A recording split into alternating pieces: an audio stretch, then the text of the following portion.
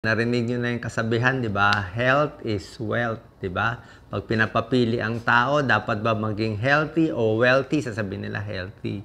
Pero mali po, bibigay ko na sa inyo ang tamang sagot. Ang tamang sagot, ano mas mahalaga sa health and wealth? Pareho mahalaga. Kailangan mo may pera. Hindi pwede walang pera. Kasi kung wala kang pera, wala ka rin mabibiling pagkain, wala rin bahay, hindi rin magiging healthy. So, ngayon, magbibigay ako ng 10 tips paano magiging malusog na at mayaman pa sabay. Yan ang mahirap. At tagal ko po pinag-aralan to. 2 weeks ko pinag-isipan to. Wala kayong makikita sa internet na ganitong topic. Actually, wala pang ganitong topic eh. Ako pala inimbento ko itong mga tips na to. Pero marami kasi ako binabasa mga libro eh. May libro sa health, may libro sa investment, may libro sa paano yumaman. So, ko-combine natin. 10 tips. Normally kasi, pag nag-focus ka lang sa isa, let's say, nag-focus ka lang sa pera, paano kumita ng pera, magpupuyat ka, doble trabaho, high blood ka, sira din kalusugan mo. Kung puro health lang naman ang gusto mo, bibili ka ng mamahaling salmon, kale, mag-gym ka, mamahaling gamot, maubos din pera mo. Puro ka travel, ubos din pera mo. 10 tips. Number 1, go for the right balance. Hanapin mo yung tamang balanse na may pera ka, nagtatrabaho ka, o may negosyo ka, pero healthy ka pa rin. Hindi yung nasisira na yung health mo. Pag nasisira na yung kalusugan mo, napupuyat ka na, high blood ka na, tumataba ka na, kailangan baguhin mo na to. Babawasan mo na konti o iibahin mo na konti yung trabaho mo. Number 2, maghanap ng murang paraan na maging healthy. O ano ba murang paraan? Ito, sa mga nanonood ng videos ko, di ba? Ito, pinakamatipid. Di ba?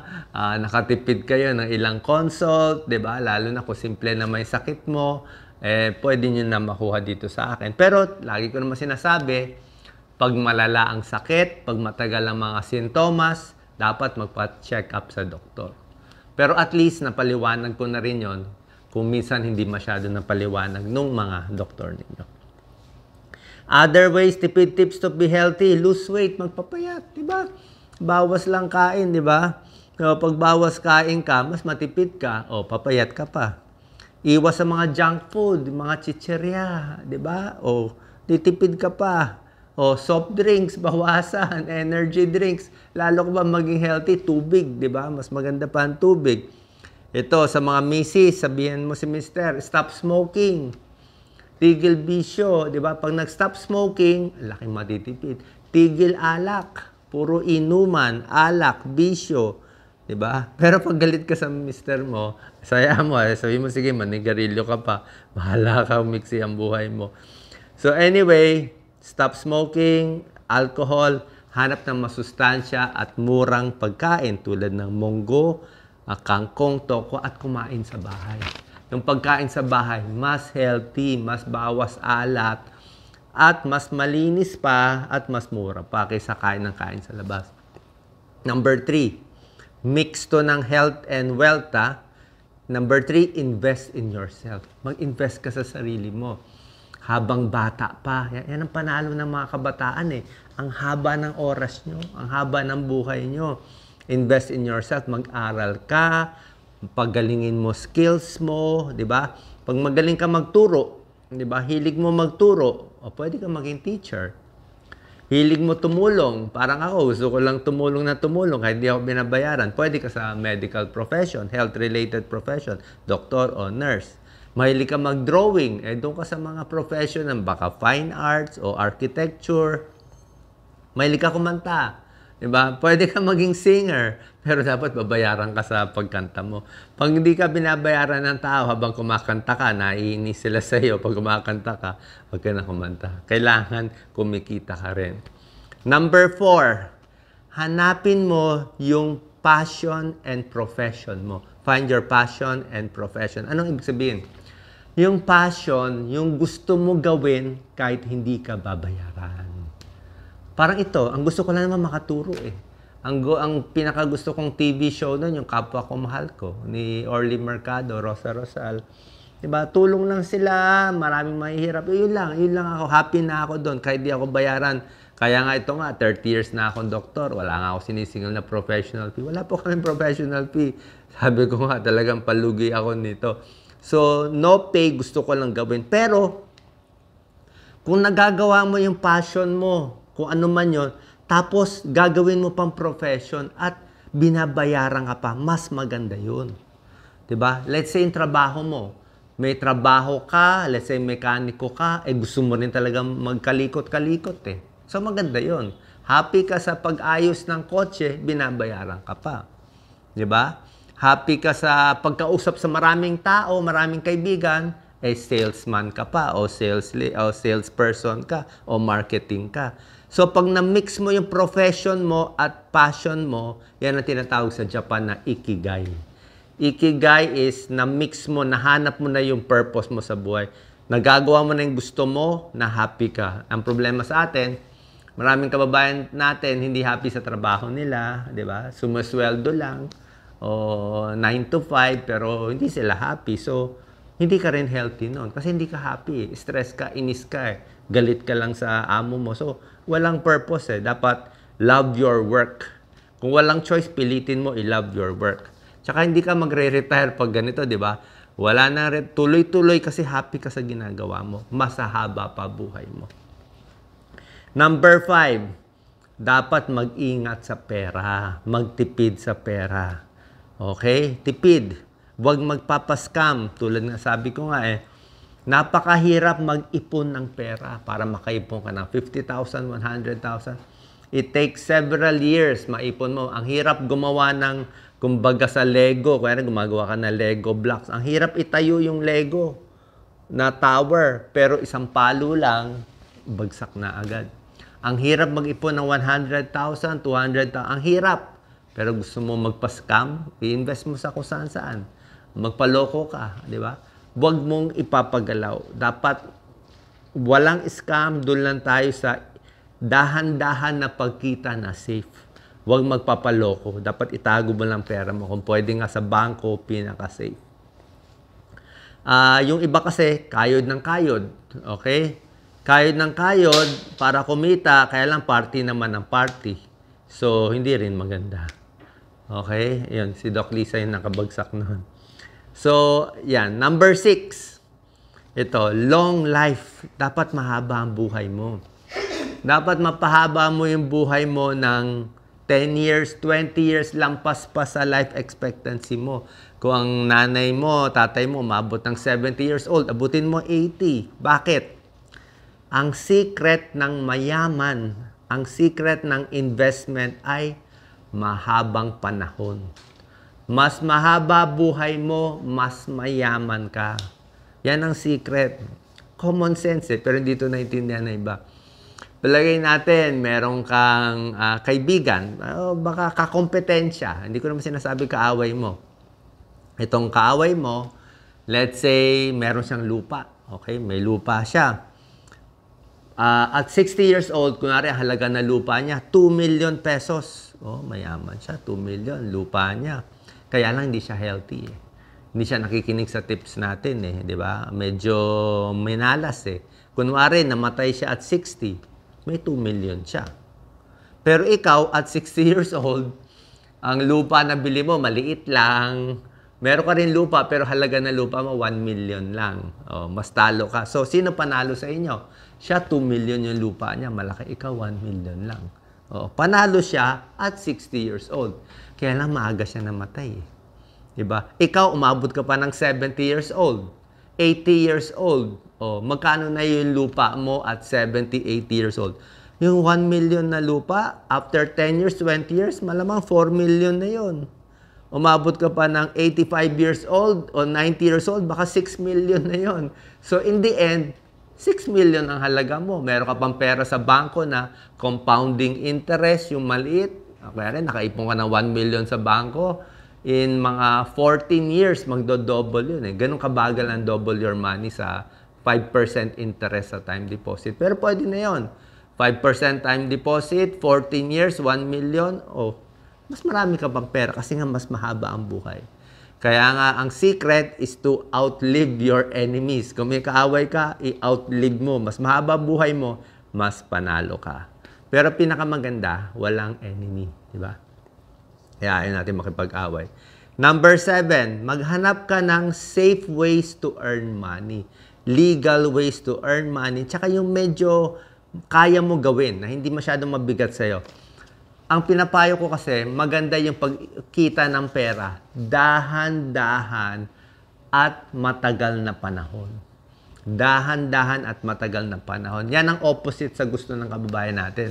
Gusto ng kababayan natin, easy money, di ba? Quick money. Gusto natin, double your money isang taon. Hindi yun ang sikreto eh. Ang sikreto, kahit invest mo lang, kahit ilagay mo lang sa bangko eh, na meron ka lang interest na maganda doon, mataas lang siya pa konti, pwede na. Parang sa mga lupa, let's say magulang nyo may lupa, patagalan yan, tataas yan ng tataas. Okay, so wag lang magpapascam, be patient, at walang masama humingi ng tulong sa kamag-anak, sa magulang, o baka sa ibang araw, magkaroon ka pa ng mana, hindi natin masabi. Yung iba sasabihin, galit ako sa magulang ko. Oh, lagi ako pinapagalitan, sinesermonan, galit ako sa kapatid ko. Pero isipin nyo to ito, isipin nyo to. Sa experience ko, kahit sa experience nyo, magtanong pa kayo kahit kanino, ang pinakatutulong pa rin sa inyo in the end, pag lubog na lubog ka na, ang tutulong pa rin sa iyo, number 1, kamag-anak mo. Especially yung close mo. Hanggang magulang, kapatid, yun ang pinaka-close. Ewan ko lang, pag umabot na sa pinsan, talay ko, pag pinsan, di na rin gaano eh. Huwag na umasa sa mga kaibigan, tutulong konti. Huwag ka umasa sa kahit mga bilyonaryong tycoon, bilyonaryong politiko. Huwag ka umasa. Hindi ka nila kamag-anak. Oras na wala ka ng silbi, chuchugi ka nila.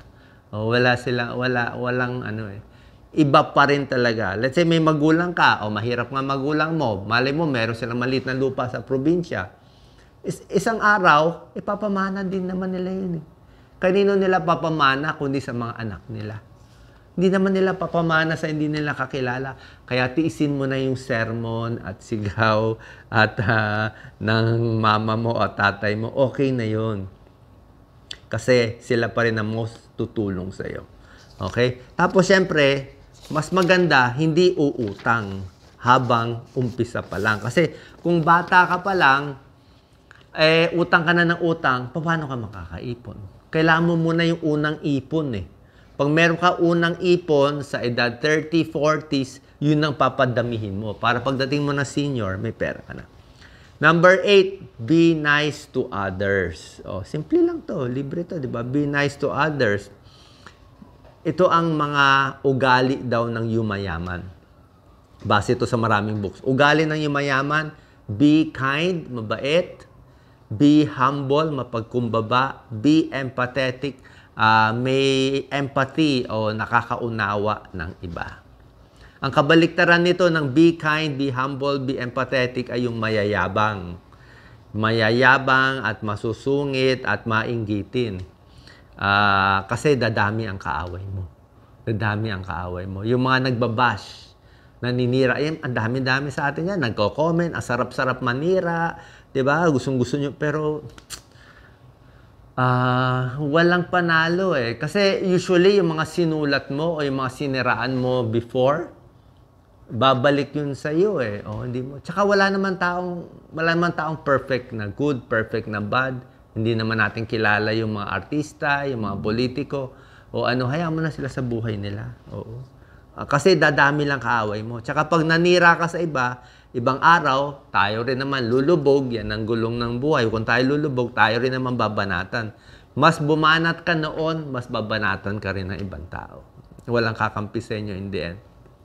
Ito, sabi to ng mga books, mga best-selling books to eh. Mas maganda daw, walang matinding kaaway. Anong matinding kaaway? Okay lang may ibang tao inggit sa'yo, galit sa'yo konti, okay lang yon. Pero oras na may kahit katiting na tao, let's say 5 people lang, na sobrang galit sa'yo, na sobrang inis sa'yo, na ikakarir nila yung pagkalubog mo. Oras na may tawag nila dito, snakes yung ahas. Kung meron lang a few na sobrang galit sa'yo na talagang kinakarir ang lubog, na malubog ka, pwede ka malubog. Bakit sila nagalit sa'yo? Siguro may nagawa ka na umpisahan mo o something, di ba? Kaya pinakamaganda, wala kang ganung super enemy. Kahit sabihin mo, 99% kampi naman ako 1% lang galit sa akin, delikado ka doon sa 1%. Mas okay na 50% lang kampi sa'yo, yung 50% di ka gano'ng kilala, medyo inis lang sa'yo, okay lang yon. Pero kung meron ka lang a few na sobrang galit sa'yo, delikado. Number 9, gawin ang mga libreng health habits, libreng lifestyle change. Mga libre. Diba tinuturo ko lahat libre? Tulog libre. Diba? Tulog 8 hours, 9 hours. Tulog lang, less high blood. Mas papayat nga mahaba ang tulog, mas malakas katawan mo, hindi ka magkakasakit. Pero marami hindi makatulog. Exercise, libre lang. Paglalakad, libre. O rubber shoes, kailangan naka-rubber shoes. Hindi libre ang rubber shoes. Maging masaya, maging mabait, be kind, be humble, libre yan. Diba? Tingnan yung mga paligid, tingnan yung araw, puno, dagat, libre din yan. O, mag-enjoy sa murang paraan, imbis na mag-travel ng malalayo, gastos ka pa, ma-stress ka lang sa ibang bansa. Diba? Dito na lang, punta na lang tayo sa probinsya na mura, tumingin ka lang sa kung anong bay na meron dyan sa probinsya nyo. Diba? Enjoy sa murang paraan. O staycation lang, sa bahay lang. Number 10, build on what you have. Kung ano meron ka, ano meron ang pamilya mo, yun na lang. Doon ka mag-umpisa. Let's say, merong magandang trabaho ang magulang mo, ang tatay mo. Sa ibang araw, baka kung yun ang profession mo, mapapamana sa'yo. Siyempre, di ba, ikaw yung anak, baka ikaw yung papalit sa magulang mo. Kung meron siyang maliit na bahay sa probinsya, o baka magtanim na kayo doon. Diba? Kung ano meron siya, pwede mo na palakihin. Hindi mo na kailangan inventuhin yung wheel. Sabi nga nila, hindi mo kailangan mag-umpisa sa zero. Kung gusto mo mag-umpisa, pwede yon. Kung talagang super talented ka, pero ngayon, ang hirap na ngayon. Ang hirap na kumita, hirap magkabahay ngayon. Kaya kung ano meron ng magulang mo, walang masama. Itago mo na yung pride mo, humingi ka na ng tulong para mag-umpisa ka, hindi ka sa zero mag-umpisa. Yung contacts, kahit yung mga kaibigan nila, magiging contact mo na. Kasi lumalaki yung contacts mo, mahalaga din yon. Talent, kung ano na yung meron kang talent, yun na palakihin mo. Diba? Magaling ka magsalita, magaling ka mag-PR, doon ka sa marketing, sa sales, diba? So, mag-aral ka, educate mo sarili mo. Tsaka ang pinakamagandang benefit, yung bata ka pa. Ito yung may kasabihan na, youth is wasted on the young. Ibig sabihin, bata, yung mga kabataan, ang dami nilang oras.